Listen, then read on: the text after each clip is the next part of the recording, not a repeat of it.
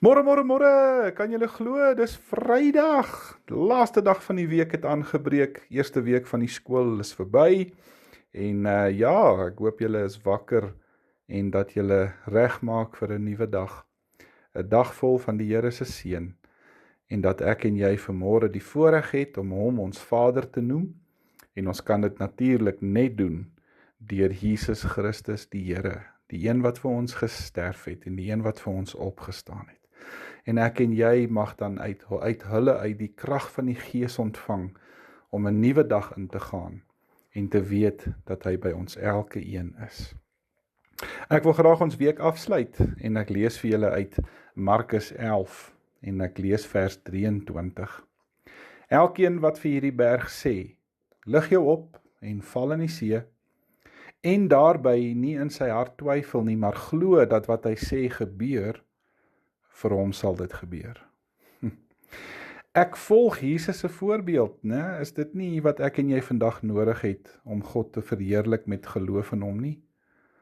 Dis eintlik wat Paulus sê in 1 Korintiërs 11 vers 1, volg my voorbeeld soos ek die voorbeeld van Christus volg. Dis wat ons nodig het, julle. Ons het nie geloof in die berg nodig nie. Ons het nie geloof in mense nodig nie. Ons het nie geloof in beraadslaging nodig nie. Ons het nie geloof in ons omstandighede nodig nie. Ek meen, wie van ons wil nie vandag sien dat die situasie in ons land sal verander nie? Wie wil nie sien dat mense wat seer gekry het of verhoudings wat verbrokkel het sal herstel nie? Hoeveel van ons wil nie graag hierdie struikelblokke wat in ons pad is, dit net verwyder nie? En wie wil nie gesond word as hulle siek is nie? Of as hulle finansiëel sukkel, wil hulle graag sukses behaal. Almal van ons wil. Maar weet julle, ons as mens kan nie. Ons kan dit nie uit ons eie uitreg kry nie. En daarom bring Jesus 'n nuwe perspektief. Hy sê God kan. Dit laat my so dink aan die Dalsie van 'n berg. Sy het daai rol gespeel van Tant Stinie in Agter elke man. Sy het so 'n kopdoek aangehaat en dan sy altyd met die sigaret in die hand gestaan en die curlers onder die kopdoek daar by haar tuinhekkie, en hierdie tuinhekkie het net so aan een skanier gehang. En dan het sy altyd in hierdie storie gesê, haar lewe is aan mekaar gesit van worry, worry, worry. Is dit nie hoe baie van ons as kinders van God leef nie?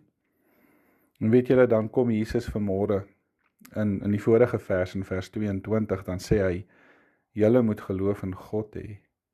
Julle, ons het so nodig om in fokus te bly met God. Sy plan te begin bid vir ons lewe. En daarom is hierdie stuk vanmôre so belangrik. As jy vir hierdie berg sê, lig jou op en val in die see, en jy twyfel nie, en jy glo wat jy sê, dan sal dit vir jou gebeur. Jesus het sy disippels geleer, dat dit net so reëel in hulle lewens was, soos wat dit vandag nog in ons sin is. Hy sê daar is 2 vereistes om die berge in ons lewens te verwyder. Die eerste ene is, ons moet onwrikbare geloof in God hê. Ons moet nie glo in geloof nie. Ons moet nie glo in ons gebede nie. Ek sê dit altyd, julle, gebed het nie krag nie en gebed werk nie. God het krag en hy kies gebed om te werk. En om te glo in jou geloof is eintlik niks seggend nie, want daai geloof kom nie uit jou uit nie, dit word deur God aan jou gegee. Dis 'n onwrikbare geloof in God. Dis die eerste ding om berge te verskuif. Maar die tweede is, geloof vra dat ek en jy God moet ken. Ons moet ons geloofskrag ken.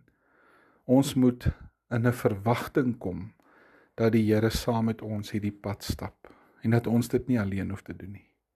Mag ek en jy vandag 'n onwrikbare geloof in die Here hê.